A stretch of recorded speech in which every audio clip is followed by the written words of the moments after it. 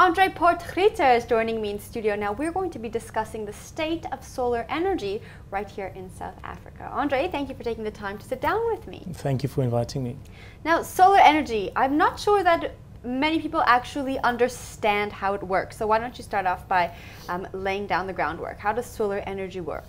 Well, first of all, solar panels consist of solar cells, usually made up of about 60 solar cells on each panel. And these solar cells, when they're exposed to sunlight or solar radiation, they generate electricity, which is called a photovoltaic effect, which was actually discovered in the 1839, so it's nothing new. And then what happens is this solar power then flows via cable to a device we call an inverter, and that converts the power from direct current, which is what the panels produce, to alternating current, and that power then gets synchronized with the Eskom grid and allows it to be fed into the network. Okay, now who is currently using solar power in South Africa?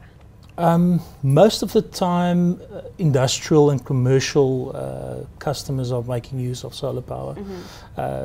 In the last few years, the main use for solar power was the agricultural sector, the rural areas where farmers do not have access to electricity. They used to, or still currently use solar power with batteries to generate the electricity.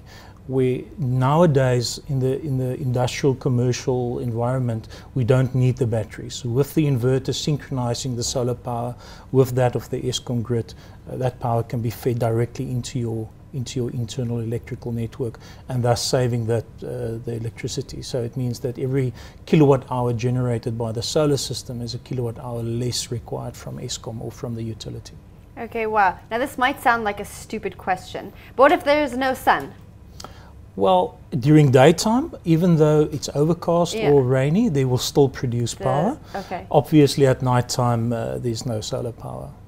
Okay, so even if the sun isn't there, it still works. It works on diffused radiation. Okay. It's not. It doesn't need direct sunlight to operate. Okay. Now we all know that there's an energy issue with the load shedding that's just happened a few days ago. Everyone's talking about energy in South Africa. Could solar power solve this problem? Solar power can assist in solving the problem because it can lessen the demand or relieve the demand from the Eskom grid. So in that sense, it can help solving the problem. It's not the only solution.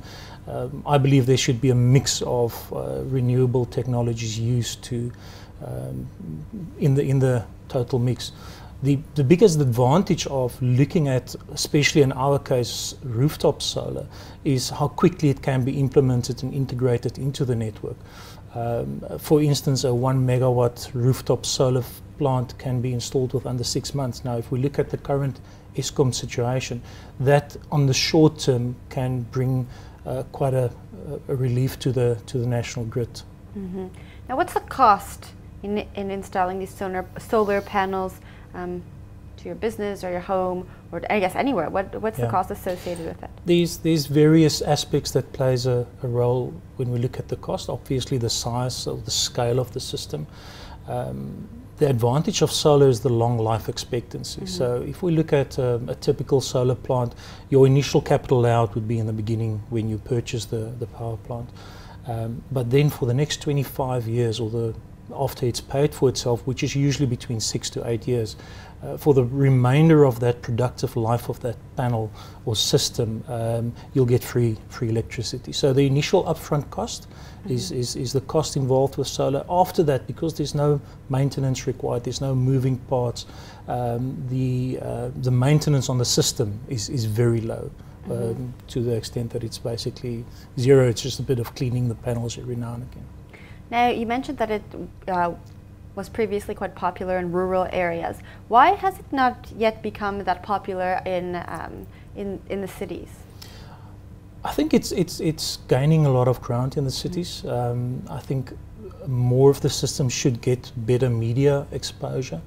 there's quite a number of fairly large rooftop systems installed in the commercial industrial sector all over the country. We're not where the international players are, but we're moving in that direction.